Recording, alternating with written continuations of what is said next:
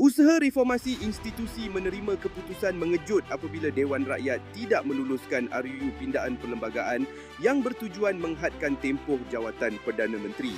Semasa sesi undian di Dewan Rakyat, rang undang-undang berkenaan gagal memperoleh majoriti sokongan ahli parlimen sekaligus mengekalkan kedudukan sistem perlembagaan semasa tanpa had tempoh untuk jawatan Perdana Menteri. Usul itu dibentangkan sebagai salah satu langkah reformasi institusi bagi membuka ruang kepada amalan tadbir urus yang lebih dinamik. Tetapi keputusan undian menunjukkan perbezaan pandangan dalam kalangan wakil rakyat berhubung implikasi pelaksanaannya.